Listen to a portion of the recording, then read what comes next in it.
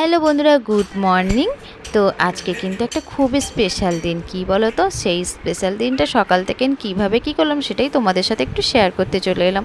তো দেখো, সকাল সকাল উঠে পড়েছি, বড়মশাই আমি চা খেতে বসে পড়েছি, আর এই যে আমার পরিজনে এখনও ঘুমাচ্ছে। তো তোমাদের সাথে আজকে দিনটা শেয়ার করব, কারণ আজকে একটা খুবই স্পেশাল দিন। তো বন্ধুরা, আমাদের কোনো স্পেশাল দিনে আমরা কিভাবে কি সেলিব্রেশন করব সেটা নিয়ে আমরা ব্যতিব্যস্ত থাকি, কিন্তু আজকেও কিন্তু একটা স্পেশাল দিন। কি বলো তো, রাধা অষ্টমী। তো মানে ভগবানদের একটা স্পেশাল দিন। তো জন্মাষ্টমীটা তোমাদের সাথে শেয়ার করেছি, আর রাধা অষ্টমীটা না শেয়ার করলে হয়? তো দেখো, এই দেখো সকালের ভিউটা কি সুন্দর না? আর এই যে রোদ্দুরটা যখন মুখে পড়ছিল না, এই রোদ্দুরটা মনেই হচ্ছিল না, খুব মিষ্টি লাগছিল। তো চলো, আমরা কোথায় বেরিয়ে পড়লাম, কি করলাম, কোথায় গেলাম সেটা তোমাদের সাথে একটু শেয়ার করে দিই। তো এই যে দেখো, এই যে শালিকটা দেখে আমার মাথা গরম হয়ে গেল। আমার এক শালকে দেখলে যেন মনটা হয় দিনটা আমার সারাদিন খারাপ যাবে।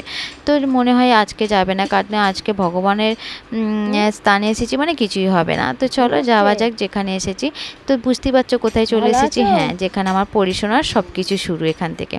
তো চলো চলে এসেছি। দেখো, ঢুকতেই মনটা অনেক শান্তি, আর একটা শান্তিপূর্ণ জায়গা, যেখানে এলে সব কিছু মানে মন শান্তি হয়ে যায়। বসেই থাকি মনে হয়। তো যে কারণে আসা।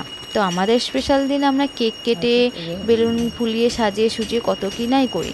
তো ভাবলাম আজকে যেহেতু রাধা অষ্টমী, তো যাই হোক ভগবানের স্থানটা একটুখানি সুন্দর করে সাজানো যাক, মানে আমাদের যতটুকু মানে সামর্থ্য, যতটুকু ইচ্ছা হলো আর কি।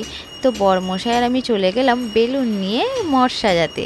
তো দেখো তো কীরকম লাগে বন্ধুরা, 100টা বেলুন দুজন মিলে সাজাবে, মানে ফোলাচ্ছিলাম। ওরে বাবা, আমার বর তো প্রথমে একটা বেলুনে ফু দিয়ে হয়ে গেল, বলছে ওরে বাবারে কী কষ্ট হচ্ছে।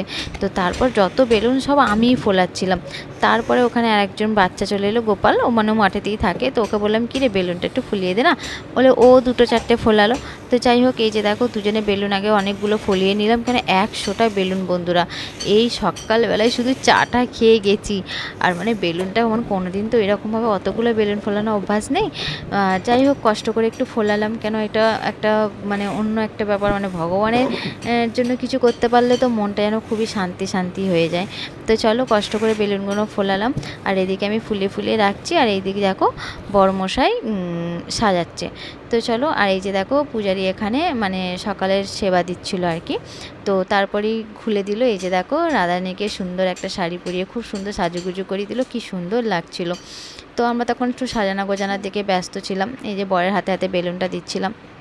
তো নিজেদের তো স্পেশাল দিনে কি করব, নতুন জামা পরবো, এই করব সেই করব, অনেকেই মানে কোথায় না কোথায় বেড়াতে চলে যায়, কি নাই কি করি। তো যার জন্য এত কিছু, তাদের স্পেশাল দিনে যদি না আমরা একটুখানি কিছু করতে পারি, তো মানে জীবনটাই বৃথা হয়ে যাবে যাকে বলে। তো যাই হোক, এই যে এসে সুন্দর করে একটু সাজানোর চেষ্টা করলাম। কেমন হয়েছে সাজানোটা অবশ্যই বলো।